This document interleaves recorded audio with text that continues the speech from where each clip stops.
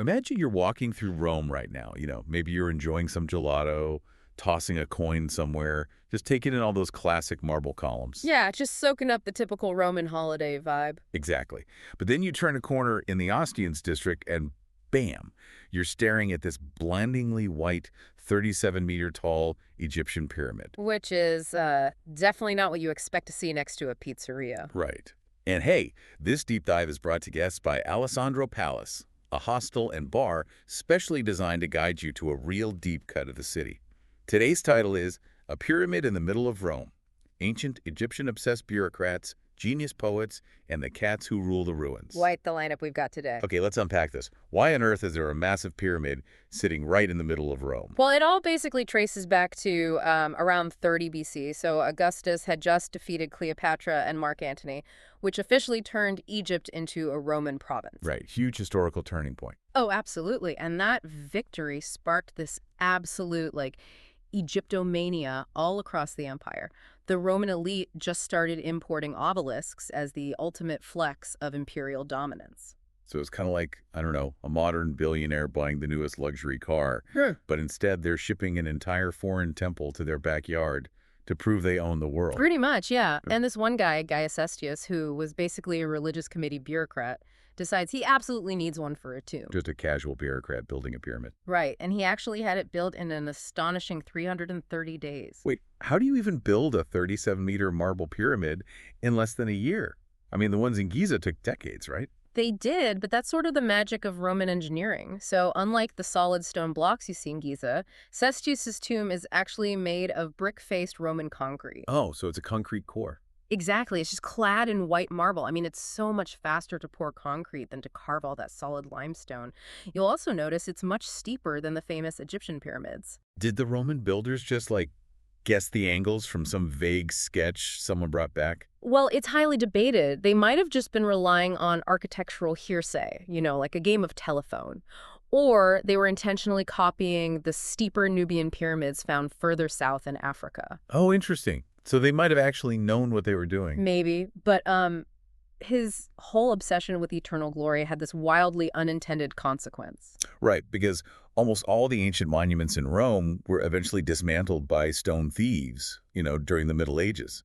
So how does a massive marble pyramid survive completely untouched? Basically by becoming a brick. A very large brick. Yeah, so in the 3rd century, Rome needed to upgrade its defenses quickly. They built the Aurelian walls, and the engineers saw this massive, sturdy pyramid and simply absorbed it into the new fortifications. Just to save time and materials. Exactly, they just built the wall right into it. I mean, that is the ultimate irony of vanity. Cestius builds this huge monument to his own ego, and a few centuries later, city planners just treat it as free drywall. It's hilarious. But that will actually set the stage for our next weird historical layer. By absorbing the pyramid into the city barrier, the engineers accidentally created a literal outside zone right behind it. Like a physical outcast boundary. Yeah, because historically, if you weren't Catholic, you couldn't be buried within Rome's sacred city limits.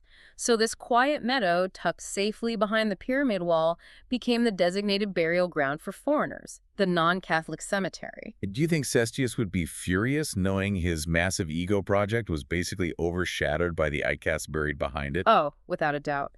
What's fascinating here is that this outcast zone became the final resting place for these absolute titans of English Romantic poetry.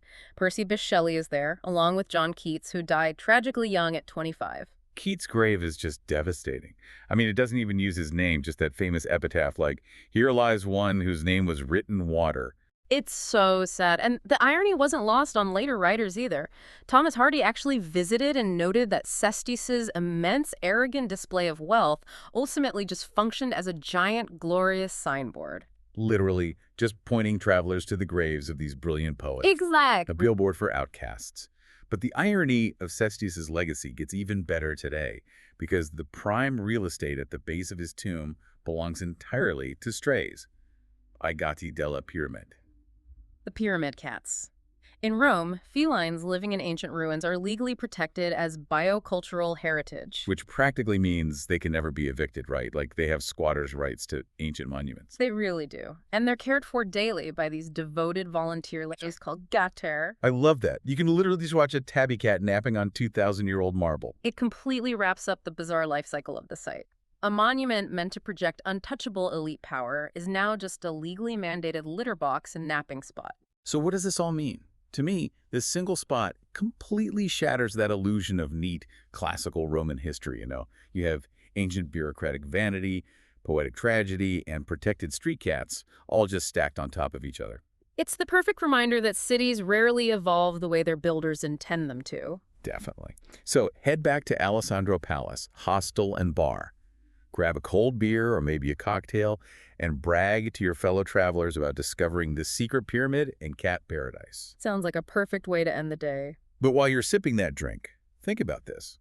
Considering how Cestius's eternal monument of ego turned out, what massive structure built out of pure vanity today might eventually become nothing more than a playground for future pets and poets. Enjoy your Roman adventure. This episode was brought to you by Alessandro Palace, a hostel and bar in Rome.